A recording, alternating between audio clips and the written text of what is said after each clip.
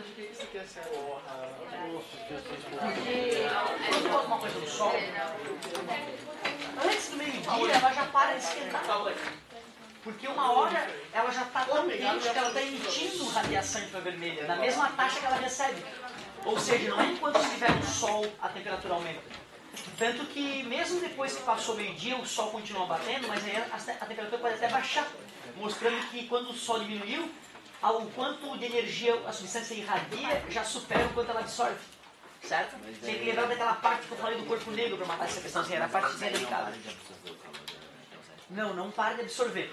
Quando eu boto um objeto no sol e ele, mesmo recebendo luz solar, a sua temperatura não aumenta, não é porque parou de absorver, é porque o quanto absorve é igual ao quanto emite. E eu até comentei com vocês que mesmo que nós todos estivéssemos em equilíbrio térmico, mesmo que a sala estivesse vazia e as cadeiras estivessem em equilíbrio térmico com as paredes, elas estão trocando calor. Porque a parede emite infravermelho, a cadeira emite infravermelho, e quando ela emite, a tendência é baixar a temperatura. Só que ela emitiu para a parede emitiu para a cadeira, as cadeiras emitiram para as cadeiras, e se as coisas estão em equilíbrio térmico, é porque a energia irradiada é igual à energia absorvida. Então tu vê, né, aquela história de que se está tudo em equilíbrio térmico, não há troca de calor, do ponto de vista da física moderna é falso. Mesmo quando os corpos estão em equilíbrio térmico, tem troca de calor. Só que o fluxo total de calor é nulo. Porque a energia irradiada é igual à energia absorvida. Certo? Eu falei para vocês que os corpos escuros absorvem mais, mas também emitem mais. Como é que o pessoal que está com a blusa preta não está esquentando mais do que o pessoal que está com a blusa branca? Já que o preto absorve mais. Porque apesar de ter absorvido mais e estar um pouquinho mais quente, parou de esquentar porque ao aquecer também começou a emitir mais. E aí a energia emitida é igual à energia absorvida e a temperatura para de subir. Então se eu medir com um termopar, com um termômetro super sensível, a temperatura da superfície das blusas pretas, das blusas claras vai ter diferença. Só que se parou de esquentar, a única explicação é que a energia absorvida é igual à energia emitida.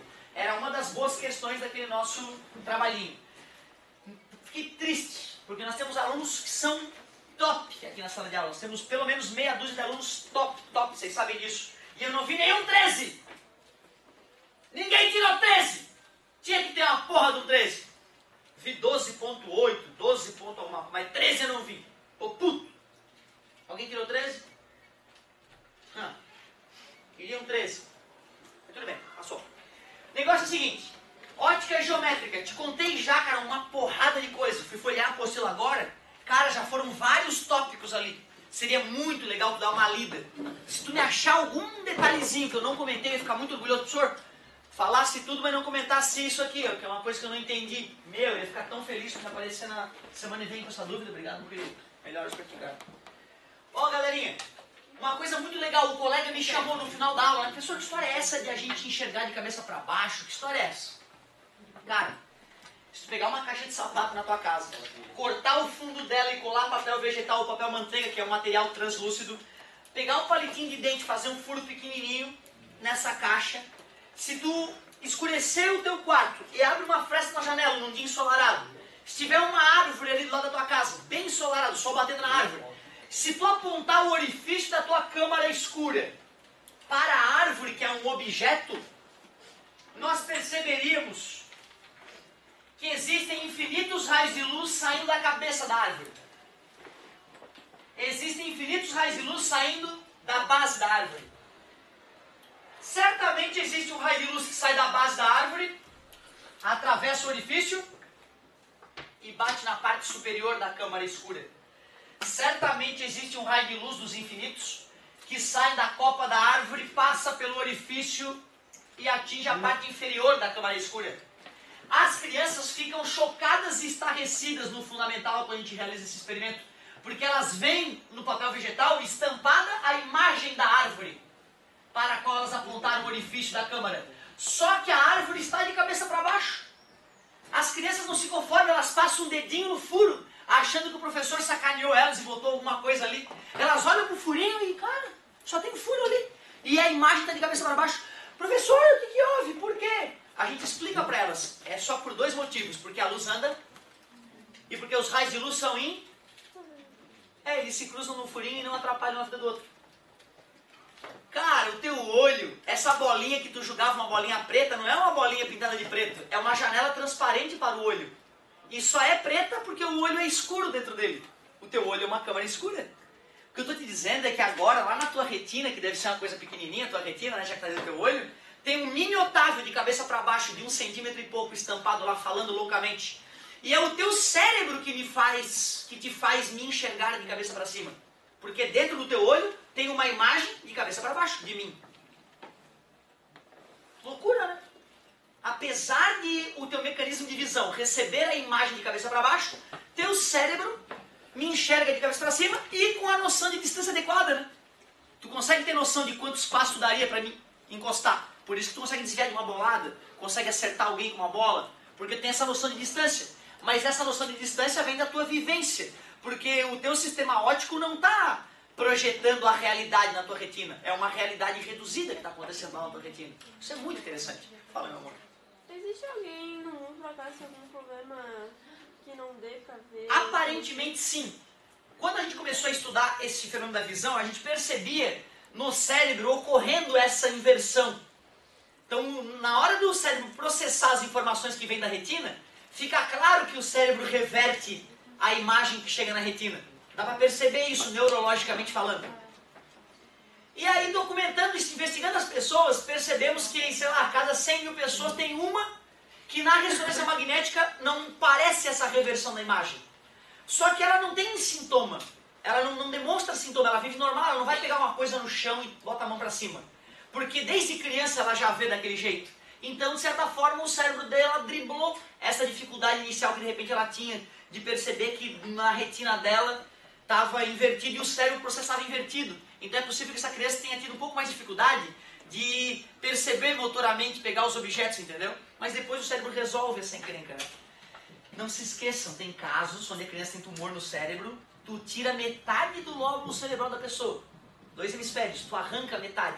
Se tu faz isso, parece antes dos 3 anos, a criança se recupera sem sintoma. A pessoa aprende a escrever, a ler, não tem defeitos de coordenação motora. Tu acredita? Tu tira metade do cérebro do indivíduo, cara.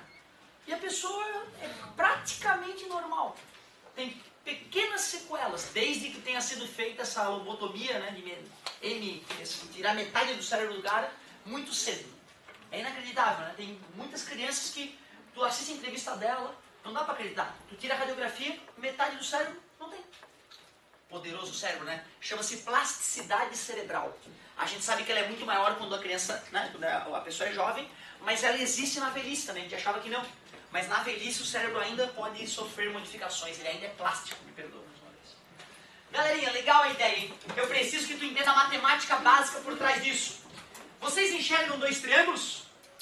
Esses ângulos são iguais, né? Porque são opostos pelo vértice. Este ângulo vai ser igual àquele ângulo ali, ó.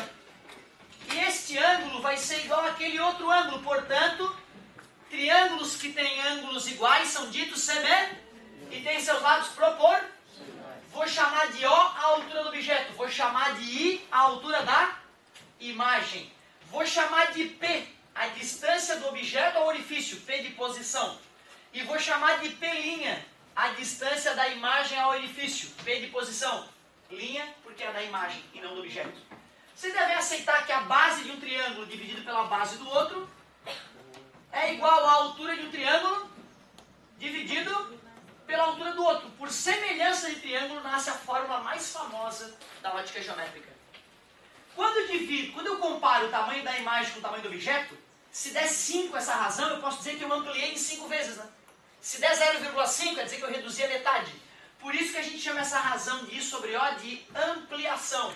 Aumento transversal ou aumento linear. São os 3 nomes que essa letra A aparece. O cara que organizou essas equações foi Carl Friedrich Gauss. Um alemão. Ninja. 5 aninhos. Papai, tá errado. Que guri? Hã? Errado. Pai pegou os cálculos da loja, mata-borrão cheio de conta. O gurizinho com 5 anos descobriu que o pai tinha cometido um erro de aritmética básica no mata-borrão da loja. 5 aninhos. 5 aninhos. Um monstro, né? Estava nascendo um monstro da matemática. O Carl Friedrich Gauss, ele que organizou essa equação. E ele fez regras de sinais. Ele disse que para cima, positivo, para baixo.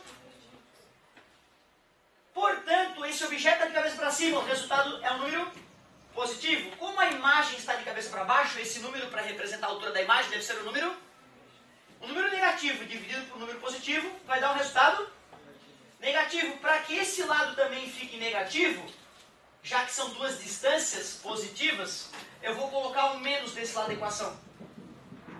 Então tu vê, né? Eu fiz semelhança de triângulo e coloquei um menos na fórmula só para que os sinais fiquem mais confortáveis. Quero que tu saiba o nome de cada um desses caras. O que é o I? Não é a imagem. É a altura da imagem. Eu sei que parece frescura, mas eu já vi o vestibular pegar no pé do aluno com esse tipo de bobagem. O que é o O? É assim que o ninja faz. Ele erra um pouquinho, ele já corrige na próxima sem aviso prévio. A altura do objeto. O O não é o objeto, é a altura dele. O que é o P? Posição do objeto. O que é o P'? Posição da imagem. Posição da imagem. E o A? Alguém lembra os nomes que o A pode receber? Ampliação. Ou ainda, aumento linear. Ou ainda, aumento transversal. São os três nomes que eu já vi o vestibular usar para falar do A. Cara, às vezes é isso que é difícil. Difícil não é fazer a conta, pô. Pô, uma razão. Meu filho está no 7º ano, está fazendo agora. Um número sobre o outro é igual a um número sobre o outro. Quando é inversa é proporcional, inverte a fraçãozinha. Cru, escreve. Tu já faz isso no 7º, no 8º, no 9º, no 1º. Meu Deus, tu é o rei da multiplicação cruzada. Não é nisso que tu vai errar. Tu vai errar se tu não decorar que o I é a altura da imagem, que o O é a altura do objeto, que o P é a posição do objeto, que o P' é a posição da imagem. Tu vê, eu ficava muito puto nessa época. Eu pensava comigo, quem foi o filho da puta que deu 3 nomes para a mesma letra? Devia ser proibido, só um nome. Ou seja, na minha mente estava com preguiça de me habituar aos 3 nomes. Porra, 3 nomes justos, todos começam com A. De A. E todos falam que é uma ampliação, que é o quanto a coisa aumentou. Claro, eu estou dividindo o tamanho da imagem pelo tamanho do objeto. Estou comparando os dois. Fórmula do aumento linear. Fórmula da ampliação. Fórmula do aumento transversal. São as maneiras como a literatura chama esta fórmula. Aceita-se com uma caixa de sapato, uma régua e boa vontade, tu pode calcular a altura de um prédio sem jamais ter encostado nele. Faz a câmera escura, mede o tamanho da imagem, te mexe com a tua câmera escura e vê quanto tu te distanciou ou te aproximou do prédio, mede a altura da imagem de novo com a régua. Se tu usa 2 cálculos daquele ali sem ter nunca chegado nem perto do prédio, tu calcula a altura do prédio. É assim que funciona o teodolito.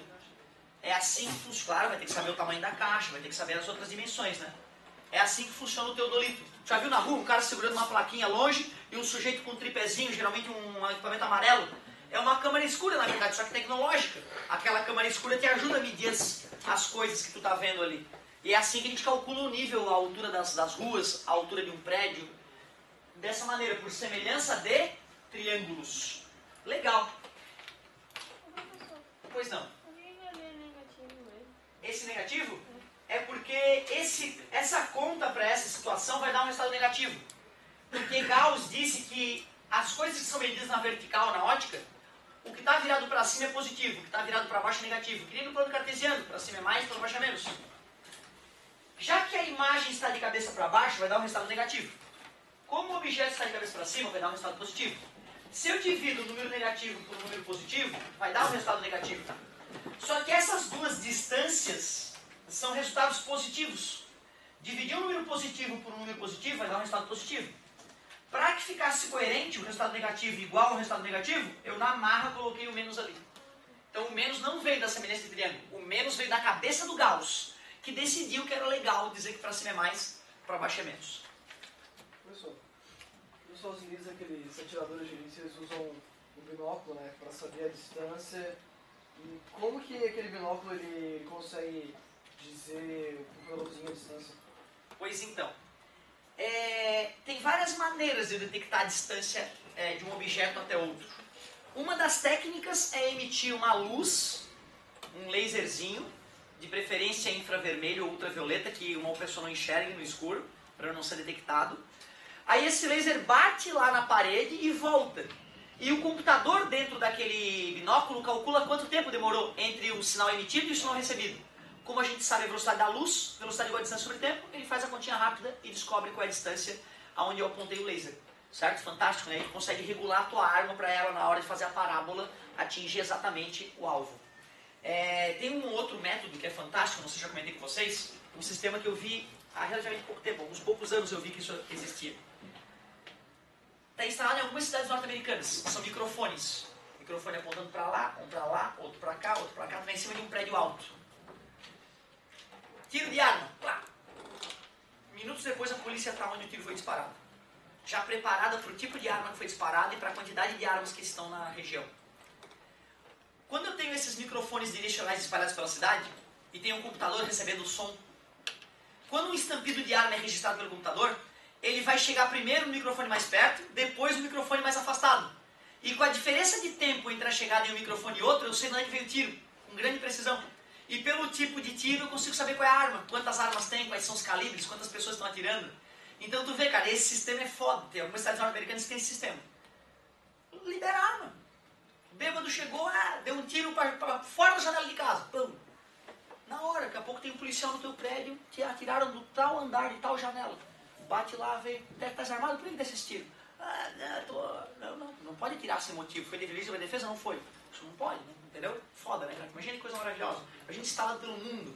O cara tirou, tem que ter motivo para dar um tiro, né, cara? Não pode sair atirando aí da lei, né?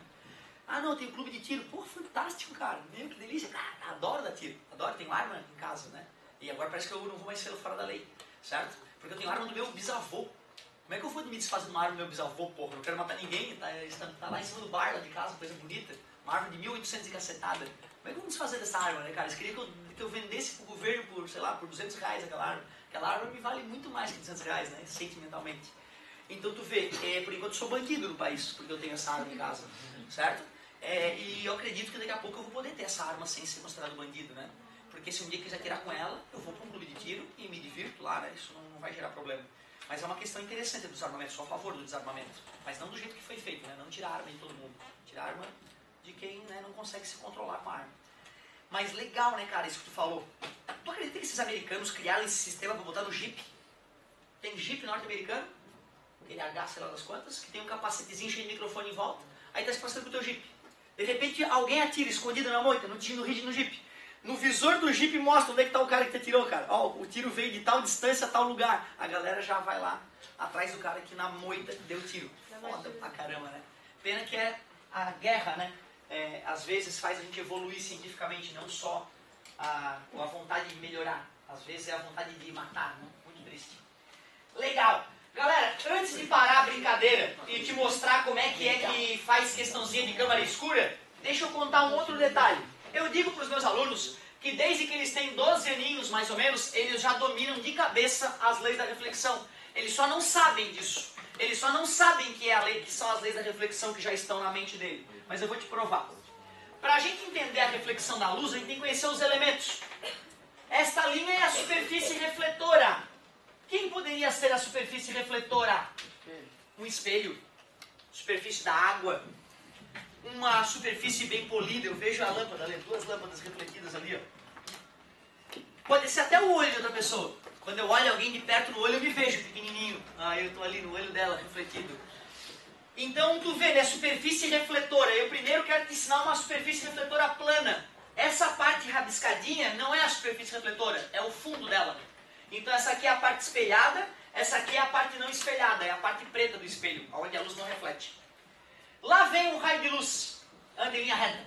Veio de lá, ó a setinha. Raio incidente o nome dele, tem que saber o nome dele. Raio incidente. Ele atingiu a superfície refletora num certo ponto. Para que eu meça como que ele chegou, eu traço uma reta pontilhada que faz 90 graus com a superfície refletora. Aquilo que faz 90 graus na física a gente chama de normal, perpendicular. Por isso que esta reta é chamada de reta normal, porque ela faz 90 graus com a superfície refletora, porque ela é normal. Nome justo, reta, normal. Esse raio vai bater na superfície e vai ser refletido, bate e volta, isso que é refletir, né? Ele foi refletido então, o nome do cara, raio refletido. Ele está indo para lá, a seta mostra isso. Como é que eu meço como que ele se refletiu? Eu vejo o ângulo entre ele e a reta normal. Este ângulo do raio incidente com a reta normal é chamado de ângulo de incidência. Este ângulo da reta normal com o raio refletido é chamado de ângulo de reflexão. Nome justo, né? Tudo justo aí. Mas tu vê, a primeira vez que tu vê na vida isso, é possível que se eu te mostrar o desenho de novo, tu não consiga dar nome a todas as coisas. Então tu vê, né? Tem que ter uma leitura, tem que fazer um exercíciozinho, para ir se adaptando a essas coisas novas. Só tem duas leis que regem esse fenômeno. A primeira lei diz que o raio incidente, o raio refletido e a reta normal são coplanares. O que quer dizer que são coplanares? Estão no mesmo plano. Eu poderia traduzir isso de forma resumida como o ângulo de incidência e o ângulo de reflexão são coplanares. Porque se essas três retas estão no mesmo plano, então este ângulo e este ângulo, que são medidos entre essas três retas, também estão no mesmo plano. Professor, me desculpa, mas com 12 anos eu não sabia disso. Ah, eu sabia. Sabia. Quando tu ganhou a tua primeira bolinha, aquela que quica bastante, ou uma bolinha de tênis, ou uma bolinha qualquer que tu jogava no chão, ela quicava. Quando tu e teu amiguinho foram para um lugar plano e começaram a jogar bolinha no chão, e um pegava a bolinha do outro, naquela hora tu sabia que a direção de chegada da bolinha, a direção de saída da bolinha e a reta normal, a superfície onde a bolinha quicou, eram coplanares, estavam alinhados. Todo mundo sabe que se eu jogar uma bolinha aqui, ó, é o amigo, os amigos que estão nessa linha que podem pegar. Se eu jogar a bolinha aqui, ó, são os amigos que estão nessa linha que podem pegar a bolinha. Tu vê, a gente já sabia desde novinho que existe essa lei da coplanaridade entre a direção de chegada, a direção de saída e a reta normal, a superfície onde a coisa refletiu. Vocês querem me dizer que uma bolinha quica no chão que nem a luz? Sim. Não joguei com efeito a bolinha. Bolinha sem efeito, não vai avacalhar com a minha bolinha. Bolinha que foi jogada sem rotação. A bolinha quicou sem rotação. A segunda lei da reflexão, ela é mais óbvia ainda que a primeira. É aquela que diz que o ângulo de incidência é igual ao ângulo de reflexão. Quando tu ganhou tua bolinha de basquete, começou a quicar assim, ó, tum, tum. Quando tu aprendeu a fazer isso, aí tu foi te achando, aí ficou fazendo assim, tum, tum, tum. Nesse dia, tu sabia. Nesse dia tu já sabia que o ângulo com que tu empurra a bola de basquete contra o chão vai ser o mesmo ângulo que ela vai voltar. Por isso que se tu queria passar a bola de uma mão para outra, tu fazia mais ou menos no mesmo ângulo. Que se tu joga a bola assim, né? Aí a bola vai para lá, tu não consegue quicar com a outra mão a bola. Então tu vê, o dia que a criança lá com os 12 anos, agora eu sou o rei do basquete, ele já sabe que o ângulo de incidência é igual ao ângulo de reflexão. Ele só não tem isso consciente na mente dele. Eu estou te falando isso só para que tu perceba que se tu usar o teu bom senso e tu já brincou com uma bolinha, tu consegue entender que a luz se comporta de forma similar. Porque tu pega, por exemplo, uma bola de basquete, tu pega e tá aquela girando assim, na hora que tá aquela volta. Porque se ela está girando, ela tem inércia, ela quer continuar girando, apesar do atrito com o ar. Na hora que ela bate no chão, ela vai tentar empurrar o azulejo para o lado que ela está girando, só que o azulejo está bem preso no prédio. E para toda ação tem uma reação. Esse atrito entre a bola girando e o azulejo vai fazer a bola ser empurrada no sentido oposto do qual ela gira. Então o atrito é que vai fazer isso acontecer. Se o azulejo estivesse bem solto no chão, a bola quicaria no azulejo empurrando ele para lá e ela praticamente voltaria um pouco, mas não tanto. Certo? É pelo fato do azulejo estar bem parado e ela atritar com o azulejo por estar rodando. Observem que a colocação do amigo mostra que se a minha bola estiver rotacionando, essas regras básicas não se aplicariam a uma bola, mas continuam valendo para a luz. A luz ela nunca apresenta esse efeito rotatório na hora de quicar, na hora de refletir. Cara, só com essa ideia eu posso te provar por que o teu cérebro alucina quando tu olha um espelho plano. Tu jura que tem uma entidade muito parecida contigo dentro do espelho. E nós sabemos que o espelho está na parede, nós sabemos que não existe aquela entidade lá atrás do espelho. E ela está atrás do espelho, né?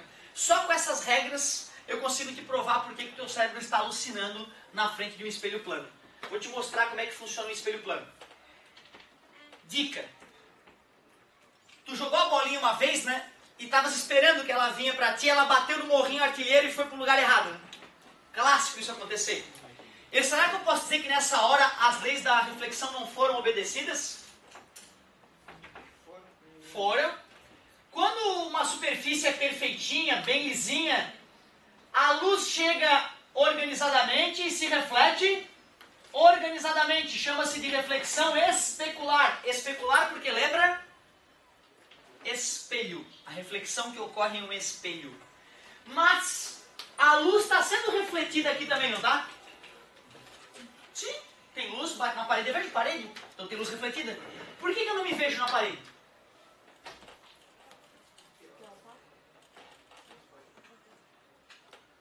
O espelho não é transparente. Eu me vejo no espelho. Se eu botar um espelho entre eu e você, eu não te vejo. O espelho é opaco. E eu me vejo no espelho. Como é que eu consigo me ver parcialmente? Eu consigo me ver nessa superfície, não com perfeição. E não consigo me ver naquela. Por quê? O que ela tem de diferente aí?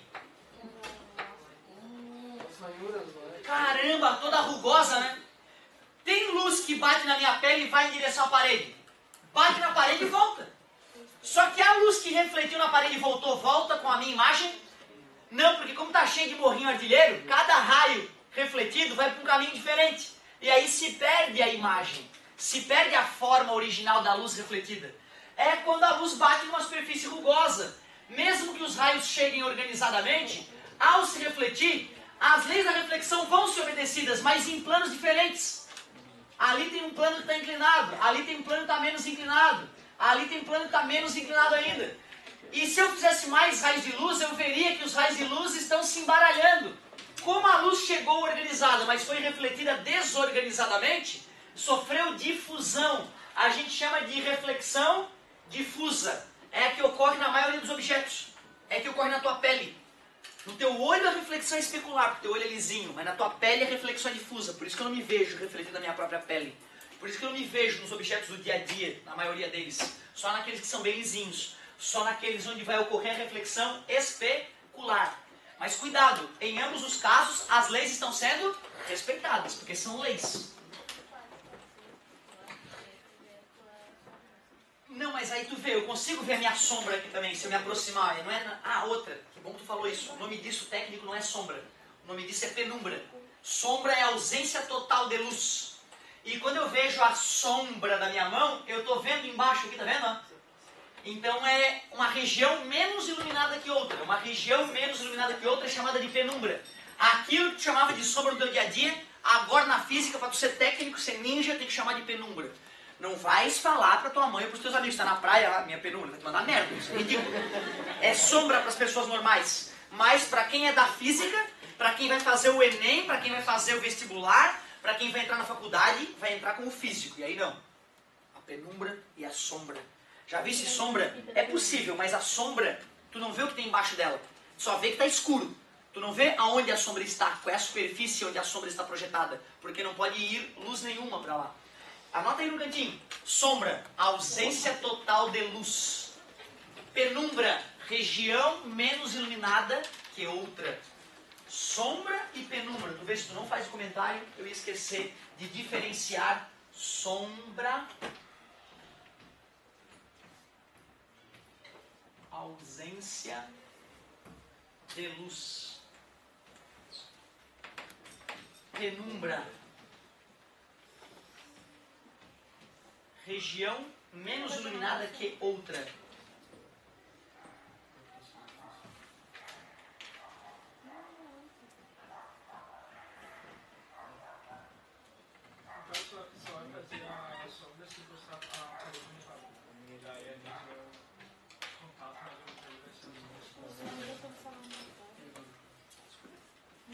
Região menos iluminada que outra. Cara, olha só. Para que tivesse sombra, eu não poderia deixar nenhuma luz refletida pela parede e entrar por aqui lateralmente, entendeu? Mesmo que eu proteja o quadro da lâmpada, a luz bate na parede, entra aqui pelo ladinho e ilumina atrás do quadro. Por isso que eu preciso de uma situação bem controlada. Na prática, o vestibular cobra o seguinte do aluno sobre sombra e penumbra. ele diz que se eu tenho uma fonte de luz pontual, se a luz sair toda de um ponto, eu tenho um obstáculo opaco e eu tenho um anteparo, se essa luz não pode refletir em nada que esteja acima ou abaixo, eu vou entender que já que a luz anda em linha reta, daqui para cima a luz ilumina o anteparo. Daqui para baixo a luz ilumina o anteparo. Portanto, essas regiões onde a luz está batendo são chamadas regiões iluminadas. É sagrado, professor. Não, cara, tem luz. Região iluminada. Essa região, como é que chama? Região iluminada. Está chegando alguma gota de luz nessa região? Quem olha para essa parede vê negro, não sabe qual é a cor da parede, não sabe se essa parede está reta ou torta, porque é escuridão total. Como é que a física chama isso? Sombra. Ausência total de luz. Porém, se eu tenho um corpo extenso, como uma lâmpada grande dessas que cospe luz de vários pontos, se eu tiver um obstáculo opaco, um pedaço de madeira, e se eu tiver um anteparo, uma parede onde a luz possa bater, para eu entender onde é que tem sombra, onde é que tem região iluminada e onde é que tem penumbra, obrigado, eu vou tirar 2 raios de luz da parte superior da lâmpada, um que passa por cima, outro que passa por baixo. E vou tirar 2 raios de luz que saem da parte inferior da lâmpada, um que passa por baixo, outro que passa por cima.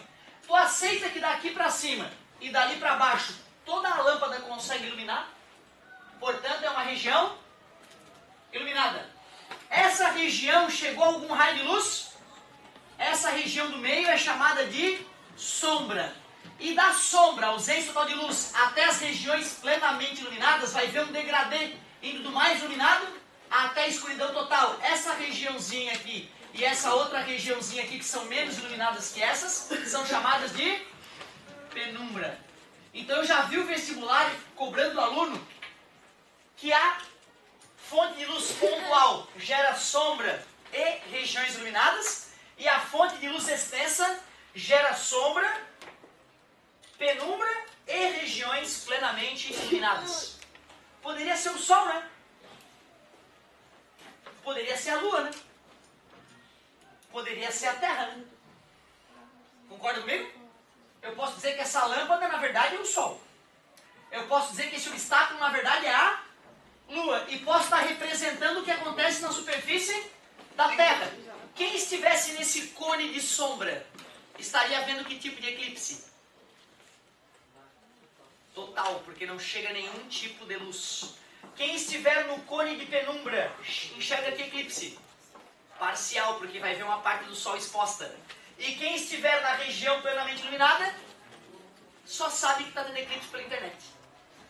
Legal, né, cara? Então tu vê, os abençoados que foram lambidos por essa sombra supersônica mudam a maneira de enxergar a natureza.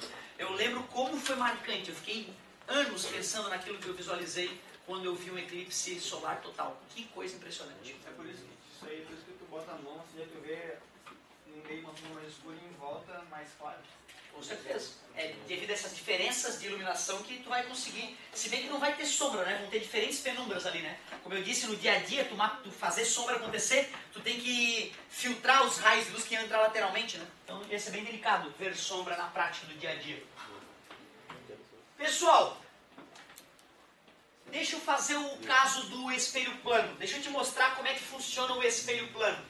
Cara, o que eu vou te contar agora, bicho, tu sabe, né, cara, eu não consigo esconder do meu aluno. Eu tento mostrar pro meu aluno como é que eu absorvi a matéria, para que de repente, já que nós somos similares, apesar das diferenças gritantes que existem em cada um de vocês, os processos mentais são parecidos. Por isso que eu te conto como é que a minha mente funcionou quando eu assisti às aulas que eu tento te passar hoje. E agora eu vou te contar uma coisa. Eu vou fazer um desenho aqui que eu achava que era um desenho mentiroso. Eu passei anos fazendo esse desenho, meio que achando que eu estava enganando, assim, parcialmente as pessoas. Como se o desenho não fosse uma representação verossímil da realidade. E aí, depois de estar dando aula já há alguns anos, eu vi uma imagem que eu já tinha visto 1000 vezes, do meu livro, do Halliday. Eu já tinha olhado aquilo há anos. E eu não sei que sinapse aconteceu no dia no meu cérebro, que eu olhei aquela porra daquela imagem e eu... Cara, é verdade, não estava enganando ninguém. enganando ninguém quando eu faço esse desenho. É verdade, cara, é verdade simplificada. Tu vê, né, cara? Tô te confessando que eu vou te mostrar agora. Eu demorei 10 anos a acreditar, a digerir. Então é natural que tu fique um pouco inseguro.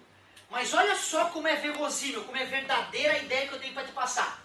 Isso aqui representa um espelho plano, que nem o do teu quarto.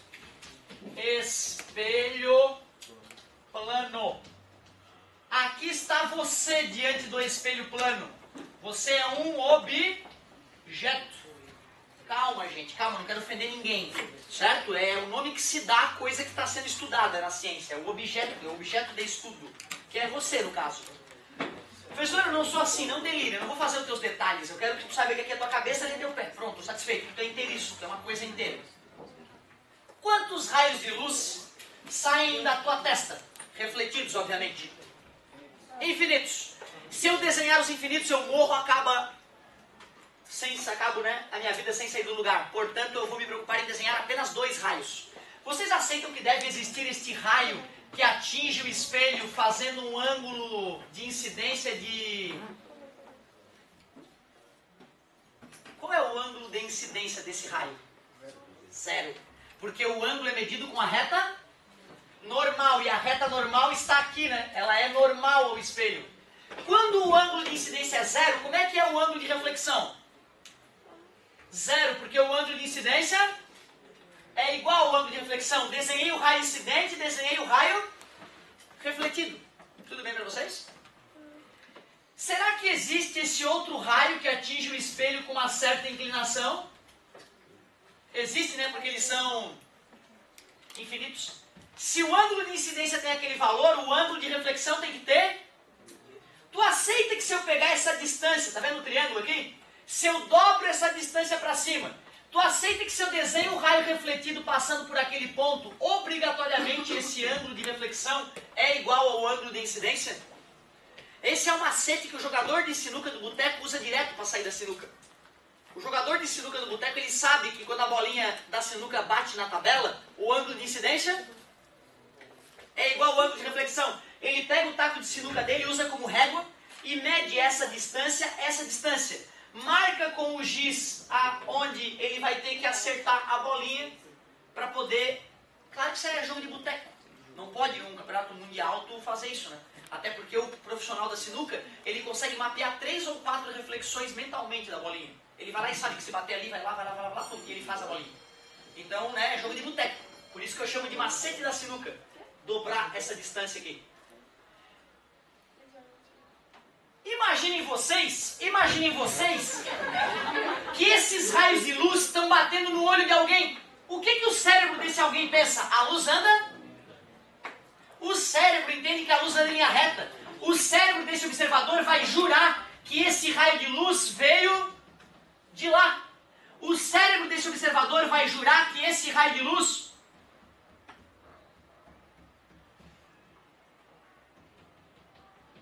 veio dali. Nós sabemos que quem está gerando essa luz refletida é o objeto, né? Mas como o cérebro entende que a luz anda em linha reta, ele vai entender que a origem da luz não está na frente do espelho, e sim atrás. Mas isso é uma alucinação, porque tem concreto aqui. Aquela porcaria não existe. E não é tu que está lá dentro. A prova de que não é tu é o fato de tu abanar a mão direita e a coisa abanar lá de dentro com a mão esquerda. Então cuidado, gente. Aquilo que nós enxergamos no espelho plano não existe. É uma alucinação do cérebro, causada pelo fato de o cérebro entender que a luz anda. Só isso. Se eu fizesse o mesmo desenho com o pé, com o teu pé sendo refletido, como nós sabemos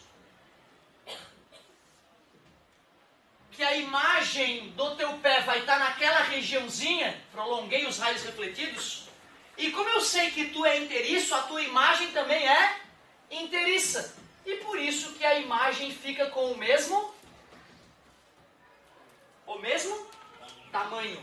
Características, anota aí para eu ir embora. Características. Quais são as características da imagem gerada pelo espelho plano? São 4 características que tens que me ajudar a detectar. Primeiro, mesmo tamanho. Direita ou invertida?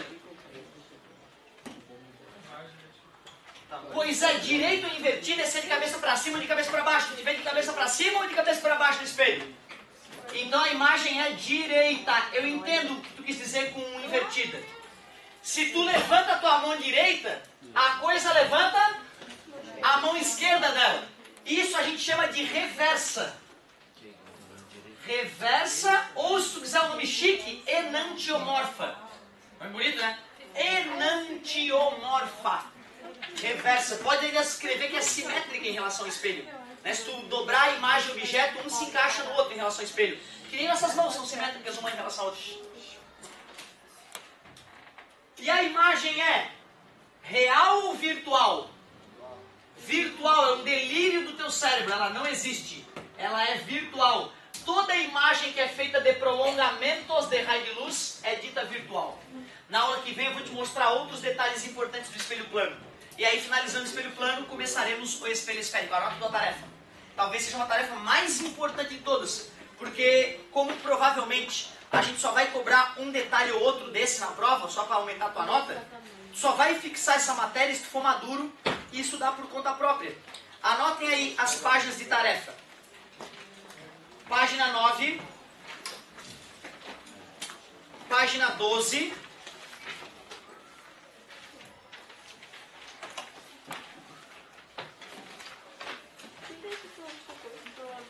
página 17, 9, 12 e 17. Se tu fizer 3 questões de cada página, eu já sou o cara mais feliz do mundo. Se tu fizer todas, tu é foda. Valeu, galerinha. Bom final de semana. Usem drogas no preservativo. Tá acabando o ano, hein, meu querido? Não usem drogas, usem preservativo. Não delire. Só porque eu sou manezinho e falo rápido, porra. Não avacalha comigo.